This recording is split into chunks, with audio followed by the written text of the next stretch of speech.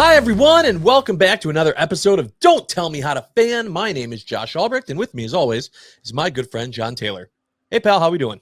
Hey, good, Josh. You know, it's wild card weekend. The NFL dropped the Super. Don't know what that's all about, but it's just It's wild not as card good. weekend. Not as good No. anymore. I And they love know it. super wild card weekend. Yeah, no, it's not.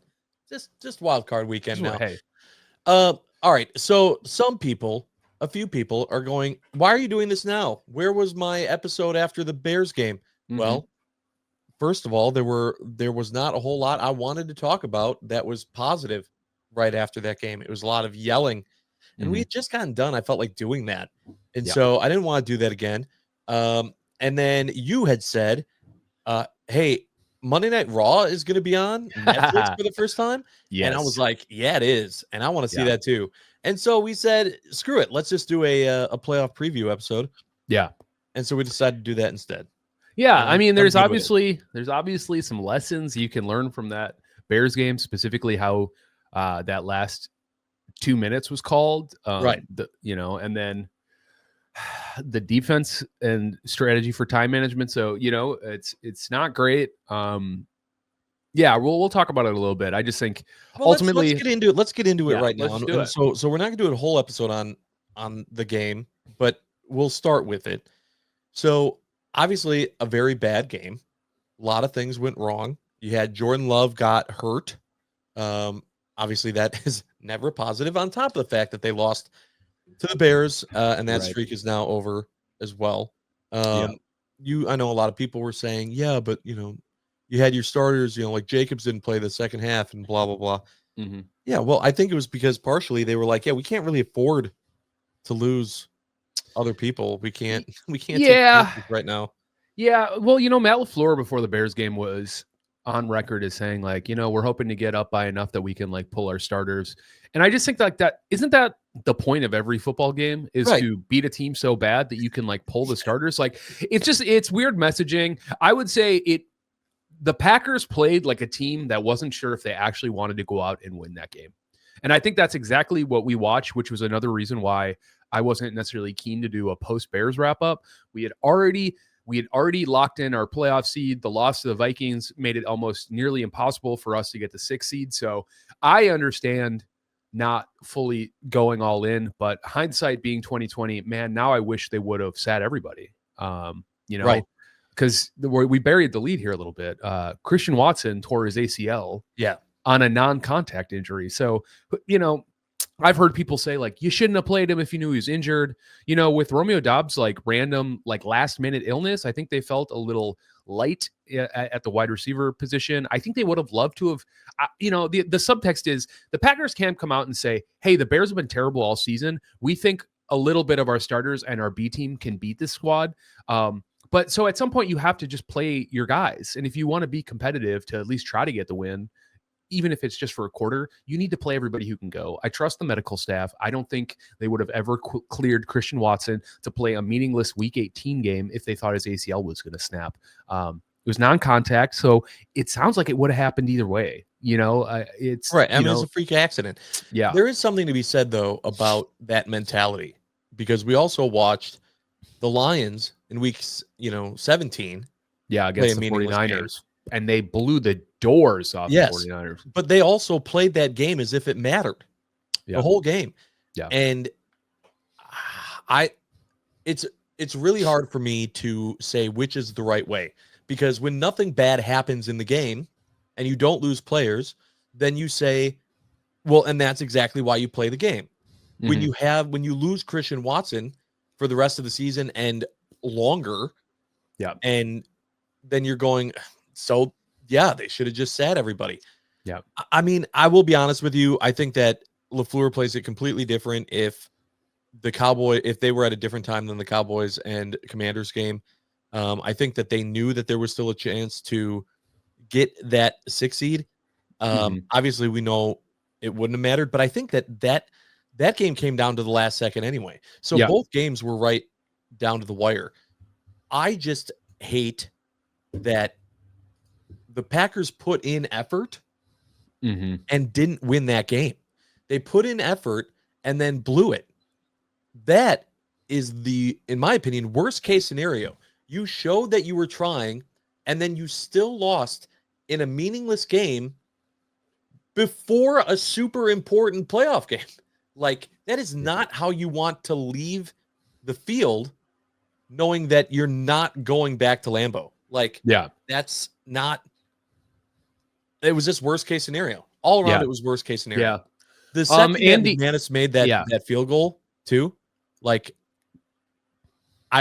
everyone was watching the game. They're all excited.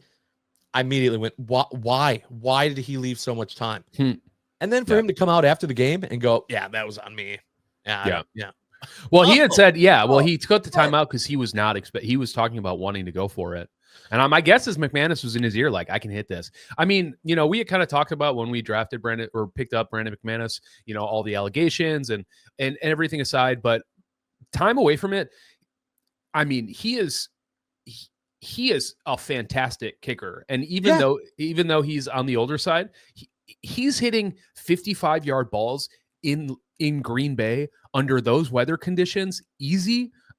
He's going to be they have to sign him. He has to play out his career in Green Bay or until he gets the yips and loses it. But the dude is ice cold. I mean, I think LaFleur took that that timeout being like, wait, do you really think you can hit this? Like, there was a conversation about how they wanted to proceed. He still made a mistake. Yeah, no, for sure. Don't get me wrong. I mean, let it go another 20 seconds. Yeah. Then take the timeout. Then talk about it. Yeah.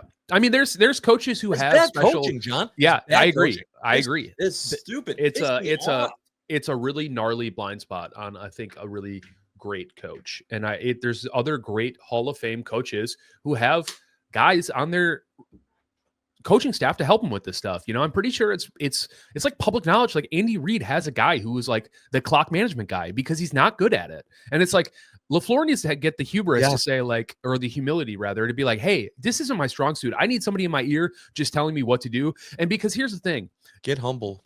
You don't need to make that decision in real time. You have 6 days leading up to that game being like, hey, if we're in a last minute field goal situation under these circumstances with the time, we have to run the clock. So that way it's less of a thought in real time. You know what I mean? I think there's just preparing for the right things and preparing for these situations that under the gun, you can make the wrong call, and he says a lot of things are like gut decisions. He was talking about that kick in the Vikings game.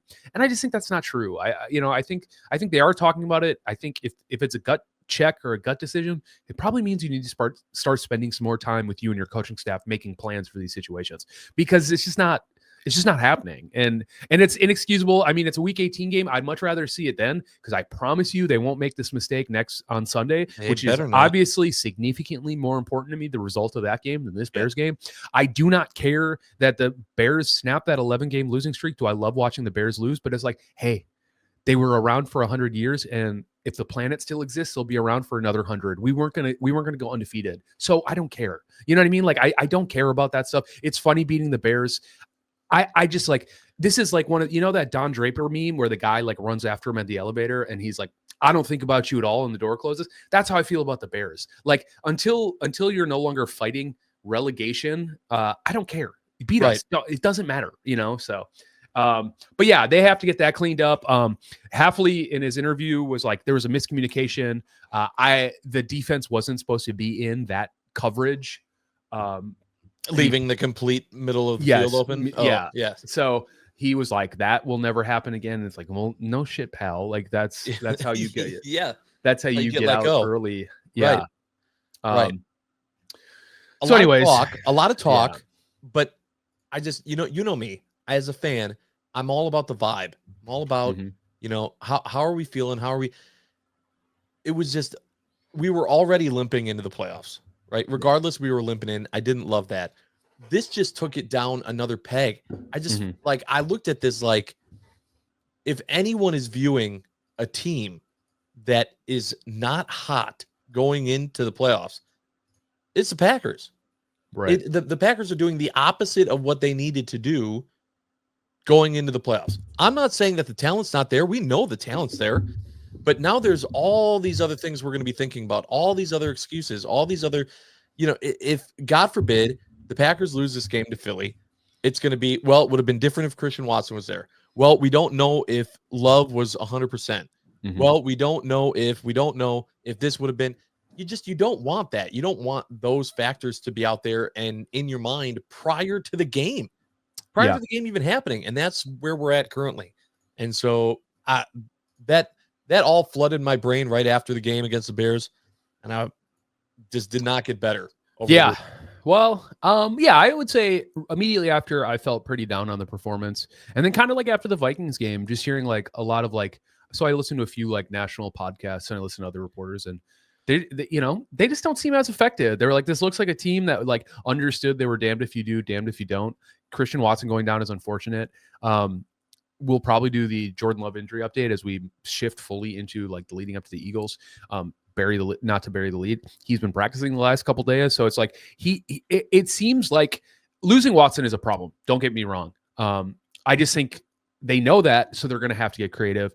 Matt LaFleur has a history in the playoffs of, especially that first game, throwing out a bunch of concepts that they have not put to tape yet this season. So I think we have the opportunity to surprise, the element of surprise. I think the guys are going to rise to the occasion. I'm getting a little ahead of myself, but I guess there isn't too much more to talk about in terms of week 18. So, the Christian Watson injury is unfortunate. TJ Slayton went out hot with an ankle. I bring that up because he hasn't practiced the last 2 days.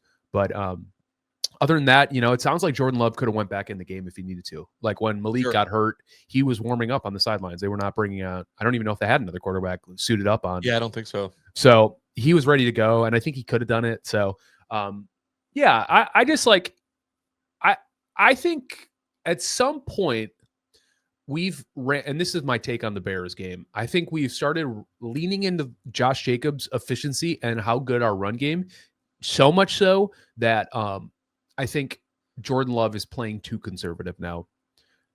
Does that make sense? I think like the only shots they're trying to make in the passing game are explosives. And I think that's awesome, but you're not doing your quarterback any favors where if the only time he's ever throwing the ball is 10 plus yards downfield. So I would love to see a healthy diet of Josh Jacobs in the Eagles game, but I would really love to see a little more manufactured short slants. And we're going to have to, because we don't have a guy to go over the top. So like, let's get Reed out in the flats. Let's see some of those wide receiver bubble screens. I just want to see Jordan Love throwing off his front foot as opposed to like falling backwards and just really delivering that ball. I think the Cowboys roster last year was more talented than this Eagles roster. So I really don't see a reason why we couldn't go out and compete with them. And that's like me, spoiling my thoughts on this game a little bit. We'll keep going, but I mean, think the Packers can hang with the Eagles. Let's just move into it then. Yeah. I disagree. I mean, this Eagles team just proved that their linemen and Saquon, teams just can't stop them. Yeah. It's more than Josh Jacobs and the Packers. I mean, it's literally unbeatable. Like they're just crushing teams this way. And so obviously that's the focus, right? Okay, how are we going to stop Saquon? That's what every team's been trying to say for like the last 12 weeks. So it's been even if Hafley's got something, which I don't even know like what you do. As far as I've seen, I mean, you're going to expect that Jalen Hurts is going to play. He wasn't in there. I think their backup went down in that game as well. Kenny Pickett. Yeah. So, Pickett went down, and that's why the third stringer had to come in. Yeah. But I'm expecting Jalen Hurts to be, at least 90% and gonna go. I'm not even necessarily worried about the fact that you don't have Christian Watson. I don't see it being a shootout. I see it being either this defense somehow finally steps up and in the biggest spot, or they get smoked. Yeah. Well, I wouldn't say finally. Our defense has been playing really well, and specifically our run game defense grades out to be the better aspect of our defense. So, do I think? Well, yes. Do I think we can shut down Saquon Barkley? No, but I do think we can limit him. I think Slayton coming back, he's a big piece of the interior, mucking it up. Kenny Clark, for whatever disappointing thoughts you have about his season, he's still good on the interior offensive line when in terms of run defense. I think if Quay comes back and Edgerrin Cooper is fantastic at meeting people in the gaps. They have to play gap, sure, sound football, but it is not a foregone conclusion that Saquon Barkley is going to put up like 200 yards rushing against us. Could it happen? Maybe. But the metrics of an entire NFL season does not say that he's just going to gash us because we're bad. He's going to gash us because he's the best running back in the NFL. You know what I mean? There is a difference. So,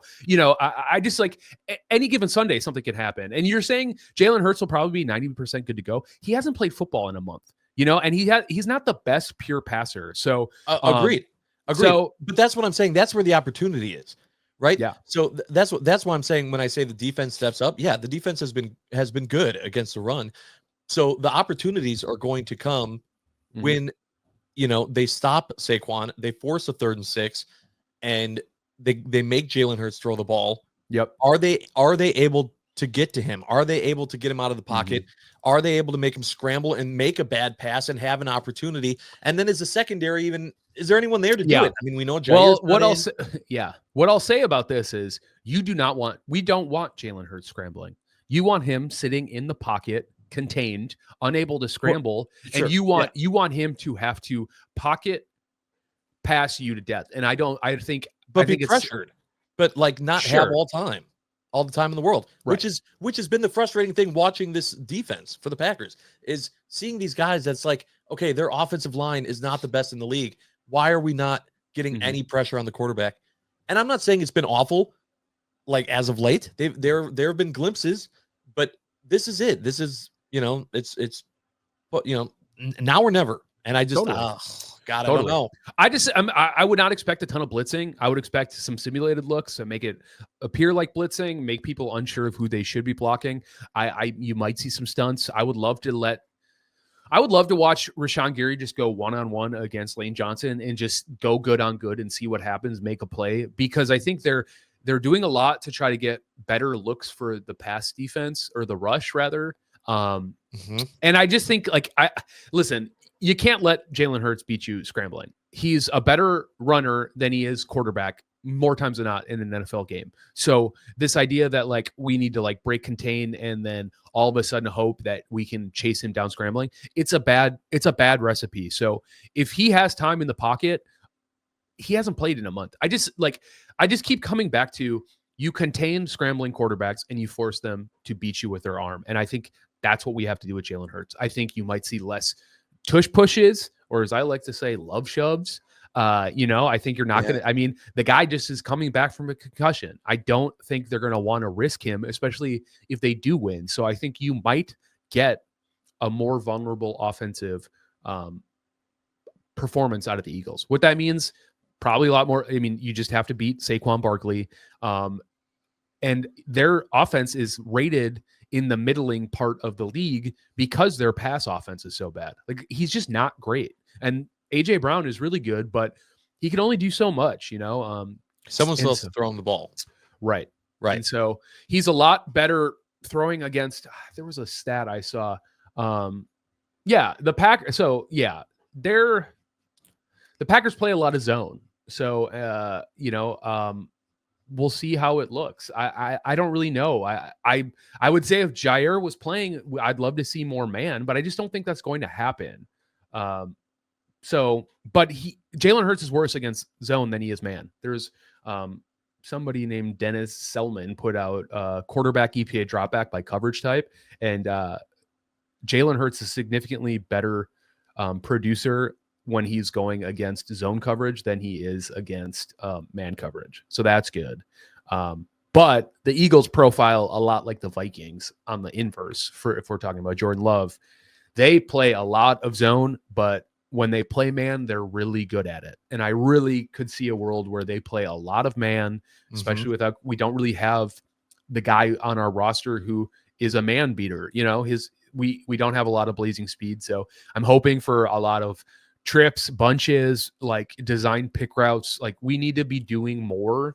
And I think they were planning on that from a game strategy standpoint. Like I said, this is where it is officially time to roll out the best of the best and see what happens, So we'll see. But in terms of the injuries, especially this week, Jordan Love, He's back practicing 2 days in a row.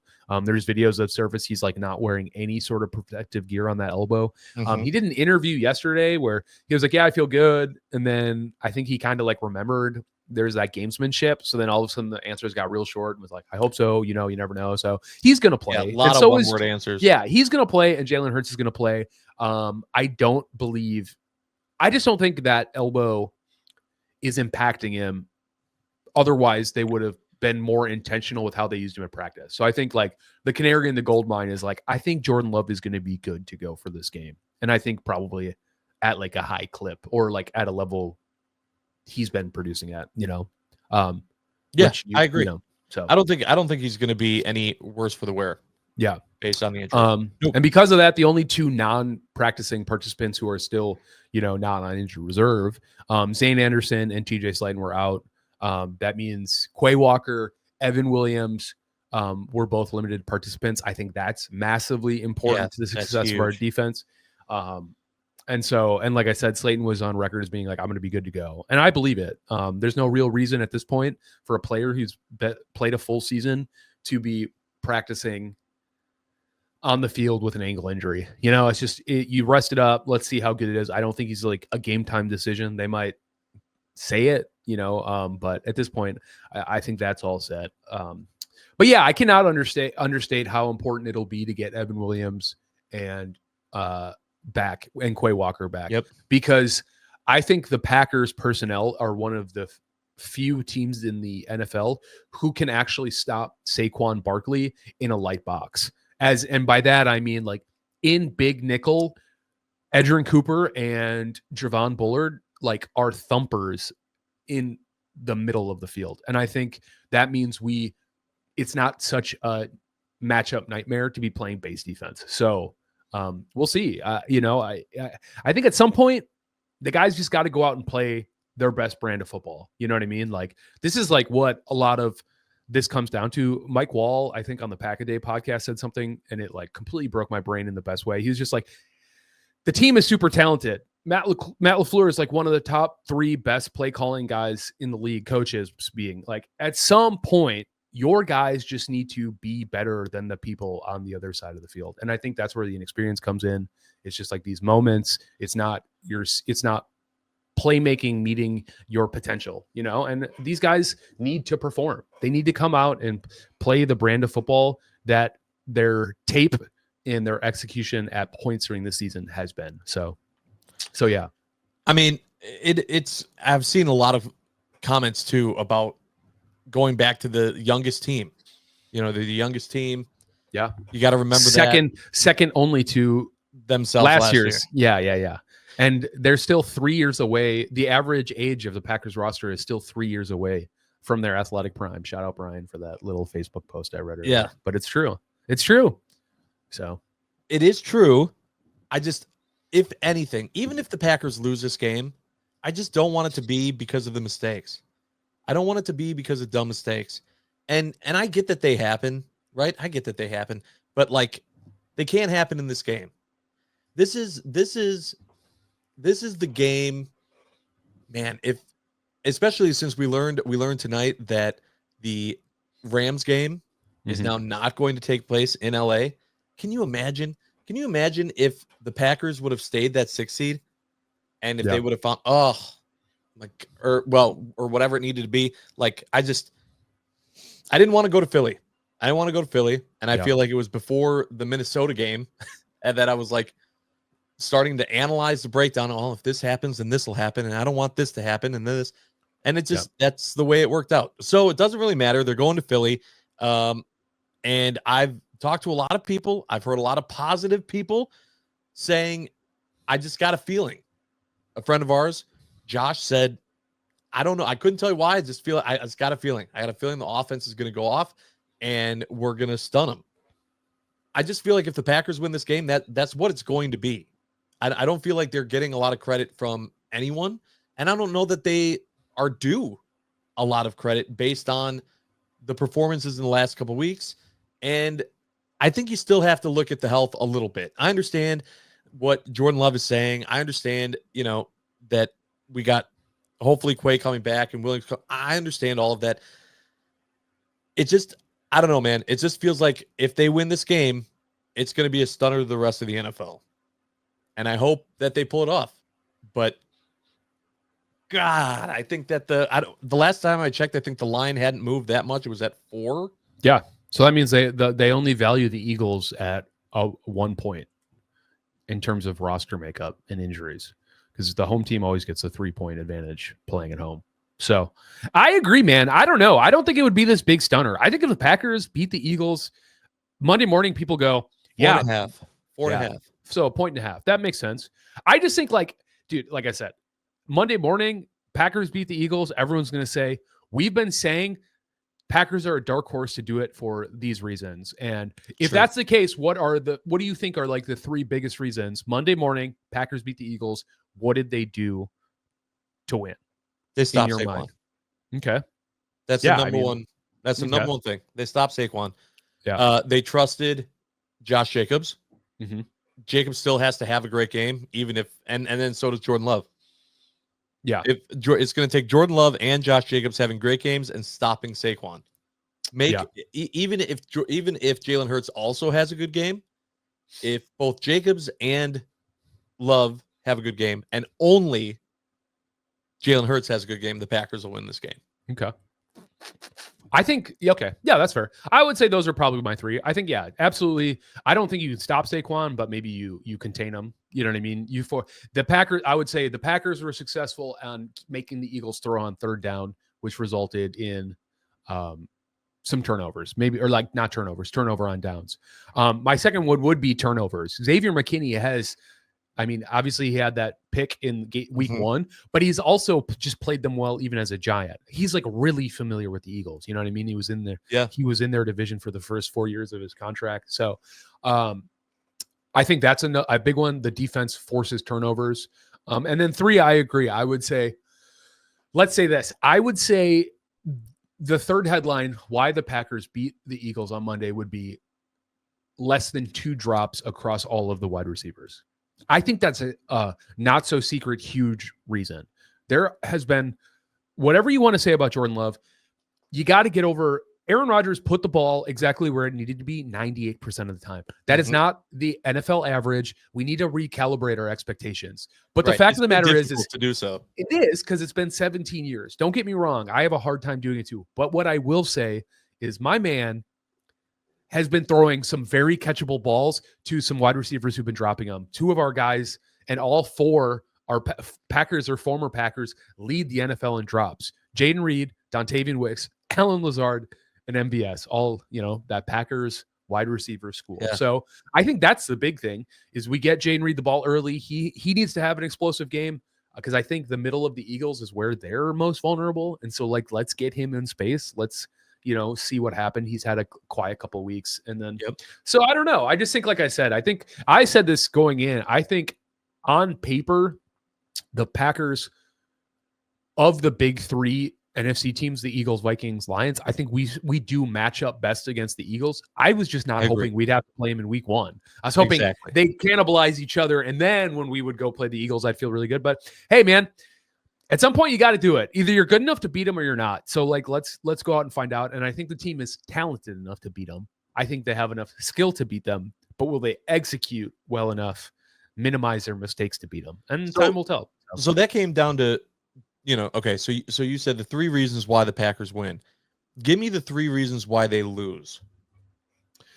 I think the Packers, I think they're different than the reasons why the Packers, than the opposite of the reason why the Packers win. I don't think they coincide, but go ahead. I think the Packers lost this game because of blown penalties. I think penalties. I think if they dip into their tendencies, which they've shown throughout the year, I think it'll take a real strong mental game.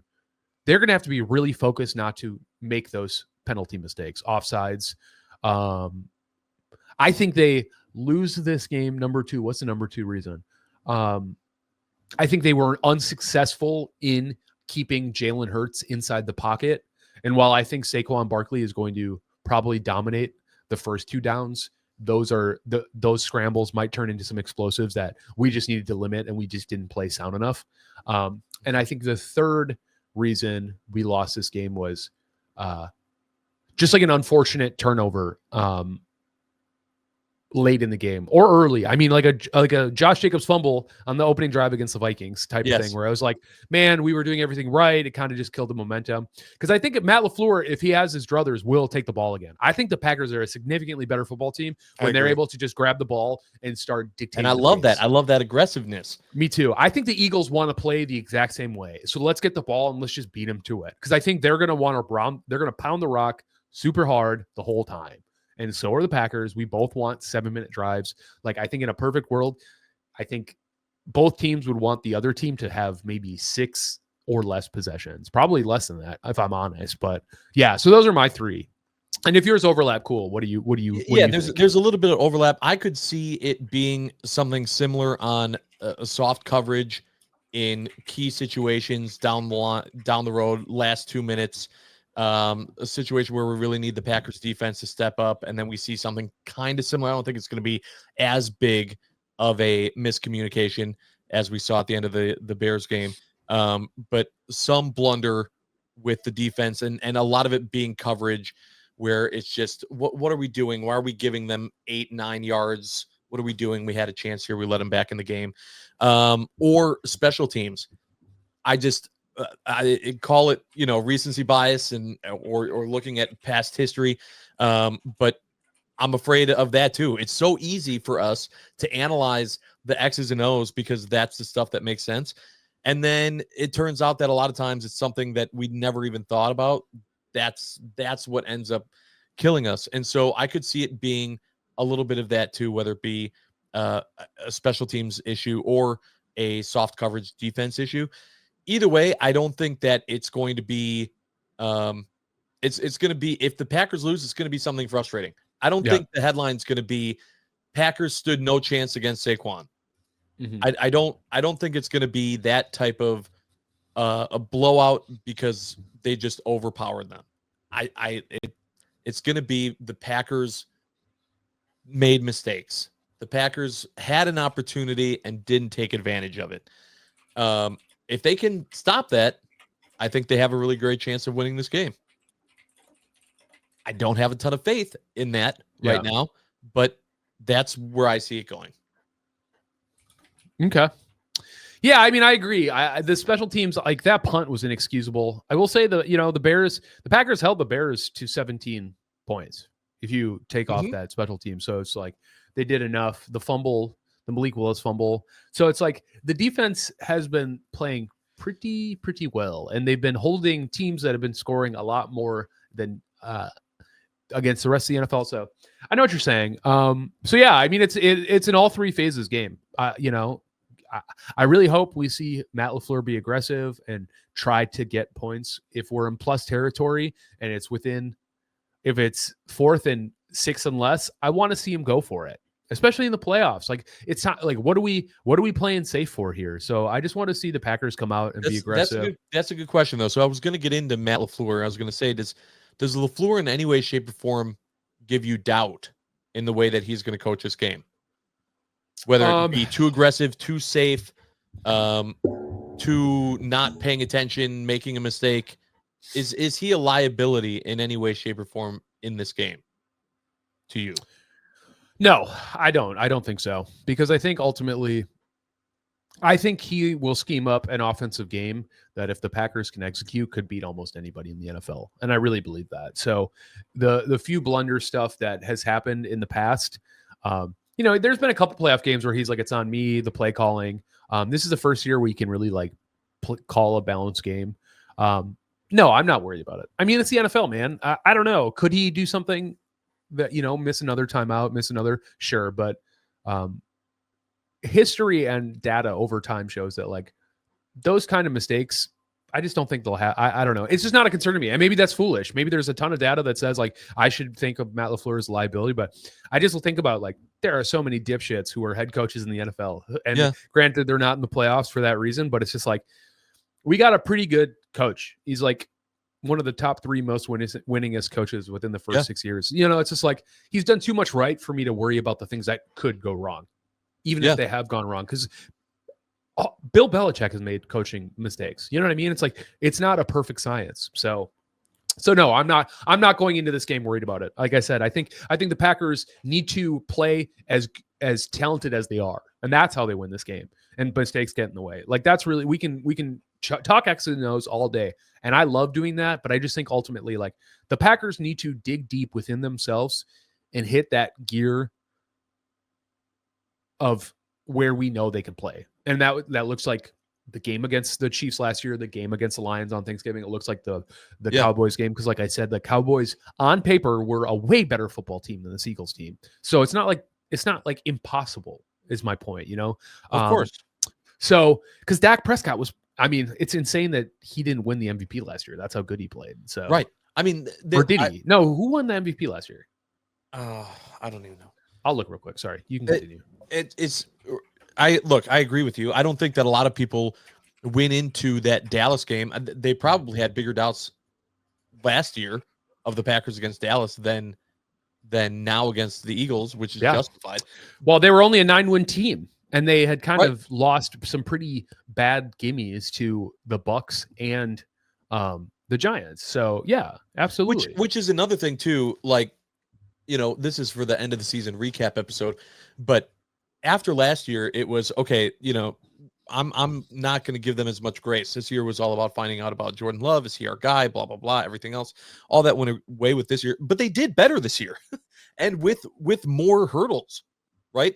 They won every game they didn't have Jordan Love start. That is in itself impressive. So and they ended up being a better team on with record. So I'm not saying that this team has let anyone down. It just felt like they needed to stay hotter going into the playoffs, and they limped in. Yeah. Hopefully that changes, and they get their heads out of their ass and do, like you said, what they have to do in this game against the Eagles. I definitely think that they can. This team is way too talented to say before the game starts that they lost. Yeah. You can't do that. There's way too much talent there, and the excuses of who they have or who they don't have available, even without Christian Watson, this team could boat race him. Like that's not a big enough reason to immediately doubt that they could pull it off. For me, it's all about the little things and the limping in. I just, I don't like what we saw from LaFleur trying to make decisions on what he's going to do. Like he's got to get that figured out. And I know that it's not every coach, right? We kind of saw Kevin O'Connell.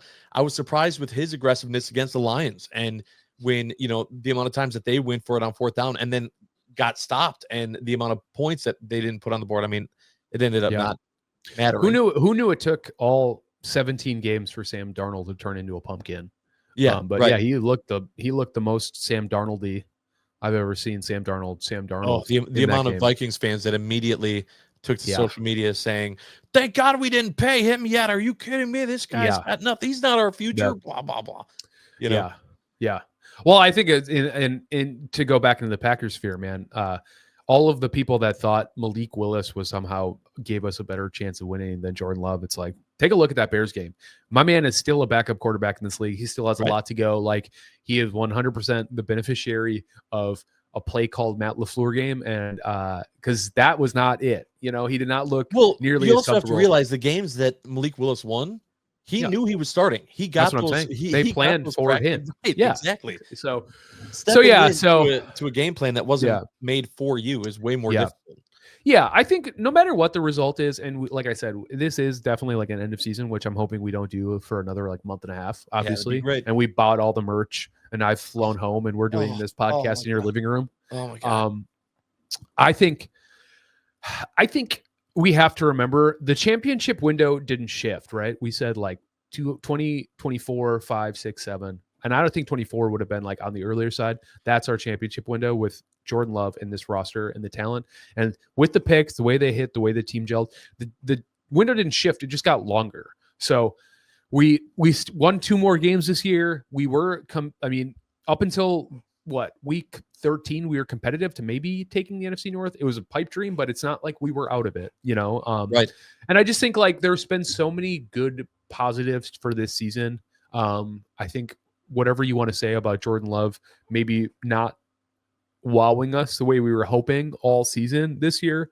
I still think he's playing exactly where you'd expect a second-year quarterback who is going to be one of the top 10 NFL quarterbacks in the league for a long time. So I just feel good about it. I just think like, and a guy like that can go win you a football game anywhere. So, and he's shown it. So the last 4 or 5 games that he played at the end of last season, if you include the playoffs, were if he continued that this season, he would have been the MVP. Right. Exactly. It's impossible to think that he was going to continue that. So that wasn't the anyone who had that as the measuring stick. Man, but I think fans do. I I think people really like just take a cursory look at what's going on and they don't think much else about it. They go, "Oh, Jordan Love's great, so he needs to be great. And if he's not great, then he's the worst." And it's just kind of like, yeah, I promise for fans that are emotional like me that are watching this, the reason why this was a frustrating season was because of the division. Okay, we spent way too much time winning games and still being behind. Yeah. This is a new feeling for us. Never in a million years would I have thought, well, the Packers are going to continue being great. They're going to have 11 wins and they're going to be in 3rd place in the division. That was never a thought. That wasn't a thought at the beginning of this year. It wasn't a thought at the end of last year when the Packers were killing it and almost made it to the NFC Championship game. So that's what made it frustrating. It wasn't necessarily the Packers play or their performance. It was being satisfied with their performance and then seeing that you needed more because the Lions and the Vikings kept finding ways to win. And so it was, okay, well, now the pressure is really on this Packers team because they're falling behind because these other teams just keep finding ways to win. And that was what preseason I never saw coming. Yeah. And that made it really, really tough. The amount of times this season that you and I have talked about the Vikings and being worried about the Vikings was way more than I would have ever imagined at the beginning, preseason. Yeah. And so that's a big point that we'll look at. And I think that when you take those glasses off, you'll see that the team really isn't as bad as a lot of people are freaking out about, but they're looking at the numbers at the end and they're going, yeah, but they finished 3rd in the division. Well, yeah, because 2 teams finished with 14 or more wins. That's right. What's going to happen. Unheard of, truly unheard of. So or not happened. Yeah. So, it's those are the things that I think about. And unfortunately, it's just put the Packers in a position to where this run, if they get to have one, is going to be super duper freaking tough. Yeah, absolutely. There's no help. And some optimistic fans out there are going to look at this and go, well, in 2010, that was the case too. Yeah. And so that's one way to look at it. We had plenty of opportunities where we were the 1 seed or, we're going to host all the games at home. Yep. Those didn't work out. Nope. So at some point, your guys this is the way to do it. Yeah. At some point, your guys just got to go be better. And so we'll see what happens. Like you said, it's unfortunate that the division was so great that we are an 11-win football team with the 7th seed, but that's just the way it goes. So, we don't need to keep banging this drum over and over again. We're hitting that 45-minute mark soon here. Yeah. And I do want to do a score prediction for this game. And I think it'd be fun to just do a score prediction for all the games since there's so little. Sure. But yeah, the winner of last week gets to go first. And I think I have to go first because I picked a closer game than you did. I said 24-18 Packers over Bears. That's 6 points. We both picked 6 points. So, and you said, what did you said 27-21? Yeah. And I said it was going to be a late field goal thing where they didn't play I did predict that they were not going to play nearly as well as we thought they would, which I'm sad to be right about that prediction. But, Xavier McKinney said, we got to flip that switch. I don't know what that switch is. We would have flipped it already, but I think the guys are aware. And I think they'll play more free, not having the expectations on them. People are doubting the Packers. I think they are a better underdog for that reason. So I'll go first. I'll go first. Yeah. I think the score is 28-24 Packers. And please notice the hesitation in my voice. But I think the Packers win this game. God, I hope you're right. I'm going to go 34-24 Eagles. Damn, you don't. Oh, interesting. But I think it's going to be with the Packers having a chance to win. Okay. I think it's going to come down to, they're going to have the ball. They're going to be down by 3, maybe like 5 or 6 minutes left in the fourth. And it's going to be some blunder. Something's going to happen that's just going to really irk me. You said 34-24? Yeah, that's going to lead to another score by the Eagles. Interesting. Okay. I don't think the game will be that. I don't think the game's going to be that disparate, but totally. I'm saying that last score by the Eagles, I think is going to be moot. It's going to be a moot point, but gotcha. It's not going to be I see. like needed that. Like maybe like a weird pick 6 or whatever as the Packers are trying. Yeah. All right, I see that. I can see. I don't think it's going to happen. I can see them keeping it close. Yeah. Throughout the game, I don't think it's going to be a blowout. I don't either way. I don't think so either. I think it's truly going to be whoever has the ball last type situation. Because I just don't think there's going to be a lot of possessions either. So I think there's going to be a lot of pressure on the offense to perform, which I don't know. That's why I think the Packers could win, because I think that actually is in our favor. I just think Jordan Love has a bigger arm, can make insane throws that a lot of quarterbacks can't. And in the big lights, I mean, he did it last year by a lot. So I don't know. We'll see. Cool. Let's bouncing around a little bit here. I'm going to move I can't see you at this moment, so don't stick your tongue out at me. I'll mark down all of the, I saw that. Oh, come on. You said you couldn't. I lied. I'm sorry. I was readjusting the screen. I got a new monitor, so I have more real estate down Main Street, if you know what I mean. Good for you. Yeah. Cool. We'll just go back and forth. You can playoff picture. Yeah. All right. Who do you got over Chargers Texans? What do you think the score is going to be? I think the Chargers win the game. Okay. I honestly have no idea for the score. Sure. We can just do straight pick'ems. I mean, I'm gonna say Chargers win by 7. Okay. Chargers by 7. Cool. Dude, I think the Texans are frauds. I think they're a significantly worse football team, especially with all the injuries to their wide receiving core, losing Nico and Tank Dell.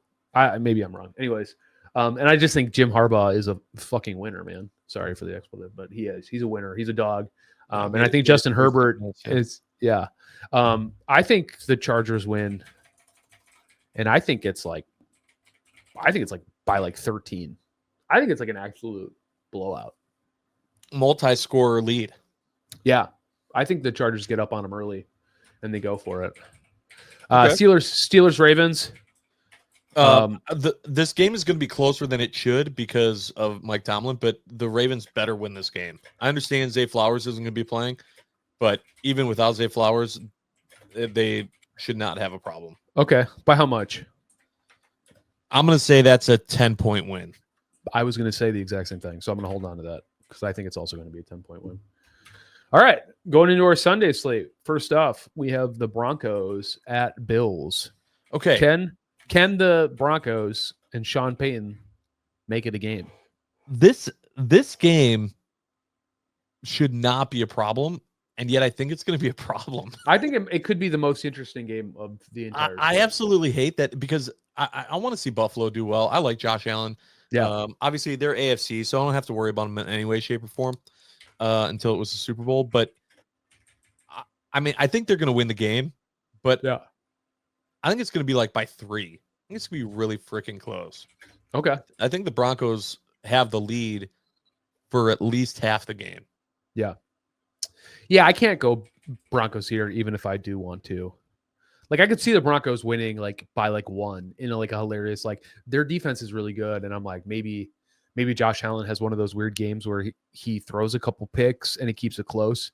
But yeah, I don't know. I think the Bills, maybe I lied. I think the Bills like win by like 2 touchdowns. Maybe this is it. I think it could be interesting. That's the opposite of what you just said. I know. I'm aware. I want to say the Broncos are going to do that, but I'm just so impressed by how many players and bad contracts they shed and how much talent they were able to bring in to just basically reproduce all that. Like Billy Beane, their GM, should probably be executive of the year. I don't think he'll win it, but it's just like to make them somehow more competitive than they've been. off the strength of like Josh Allen. Like, I don't know. It really does feel like the Bills' year to get out of the AFC. So I think that might be what happens. That's what Wow. yeah. I mean, taking them that far. Packers Eagles, we just called it. Yep. And then so then Commies Bucks. This is probably the most toss-up game, I think, for sure. I'm gonna give it to Tampa Bay.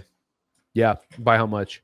I think it's gonna be close. I'm gonna say 5. By 5. Interesting. Yeah, I'll say Commies. I'll say like maybe he has like I think not so secretly, Jaden Daniels has had a better rookie campaign than CJ Stroud did last year, and I don't really know why he's not getting his flowers. Like, I know people are stoked on him, but I guess I just don't get it. And maybe it's because they didn't win the East because of the Eagles. But I think the Commies win by I'm going to say 2. Okay. I think they make it happen. I think a little part of it too for me was seeing them go up against the Cowboys and almost lose that game. Sure. And so even though they did win, I still feel like they're kind of limping in themselves, and so don't love it. Don't love them on the road. Okay. And now Minnesota versus the Rams. I mean, the Rams fans will have an easier time traveling to Arizona. But I will say my parents snowbird in Arizona in the winter, and there are a lot of Midwesterner folks there who might just flood that stadium because they're already down there. And I know there's a lot of Minnesotans who are down there in Arizona right now. So also, I don't know that there are a lot of the Rams have a fan base that really sadly, and our thoughts and prayers go out to everyone dealing with the wildfires in LA. It's truly tragic. But yeah, I mean, who knows if people even are thinking about traveling to an NFL game while their house, it's very super, super unfortunate stuff. So yeah, I mean, it seems weird to now pick a football game off the back of that, but that's what we're doing. Yeah, it is. I think the Vikings, well, I don't know. Sean McVay, it's an interesting I think conundrum. the Vikings win by 10. You think the Vikings win by 10? That is interesting. Okay. I think they win this game by 10. I don't know that they win the next game they play, but this one, yeah. I think the Rams beat them by 3, and I think that's more hope than truth. Kind of like I said, the Cowboys were going to blow out the Commanders. Yeah. I don't have I do have a good feeling for it. I think the Rams handed the Vikings a loss early in the season. The Rams are playing and they're playing way better. And I think if Stafford has a vintage Stafford game in them and Puka Nacua and Cooper Kupp can go, I just think I don't know. I think there's a really good chance that the Rams can hang. If Darnold does not bounce back and let's say only plays a super fair point. You know what? Can I change it to they win by 3? Sure. I still think they win, but I think it's closer. I just think it's going to be close. I just think so we'll see. We will see. But cool. All right. Obviously, if you had to take the Packers game, because that's the most important game, if you had to pick one other game where you had one wish of a team to win or lose, is it Minnesota to lose? Being knocked out? Yeah. No, because I don't think the Vikings can beat the Eagles or Lions in the same way. So, no. I think I would wish. I don't know. I don't really care. There isn't that fun. I think I would save my wish. I'm going to save my playoff wish for next week when I want a team to beat the Chiefs. Yeah. Yeah. That's how I feel. That's a great point. But if I had to, I think I'd be most excited if the Broncos did figure out a way to beat the Bills. As much as I like the Bills, I love Josh Allen. I do want to see him win a ring. The Bills are great. But it's just objectively the funniest thing. And I think they're the livest dogs. No, that completely goes against your point. See, I need the Bills to win because I want Kansas City to have the hardest time possible to make it back to the Super Bowl. It's a wish. I'm not thinking. I don't want them to fluke in. My wish is hope that Denver got to go one round further and then. My wish is only to this week. Okay, I'm not thinking about the repercussions. It's a classic monkey paw situation. Fine, John, you wish the Broncos would win, and now the Chiefs won their 3rd Super Bowl. Yeah. Yeah, whatever. Yeah, congratulations. Here's the problem. The Chiefs are good enough to just win the 3rd Super Bowl on their own. I know. No amount of wishing, no amount of the right teams getting through will bring up the fact that the Chiefs are just still the Chiefs, So. All right. All righty, bud. Well, we got it. Let's hope that the Packers can do what, as we mentioned, they need to do. It's there. They can do it. Hopefully. So let's go do it. Let's do it. Thank you Cool. everyone for watching and listening. We do appreciate everyone that tunes in every week for this, and we will have one next week, hopefully celebrating a big, humongous Packers win. Thank you, John. Thank you, everyone. Tune in next time because we are not done yet. Go Pack, go.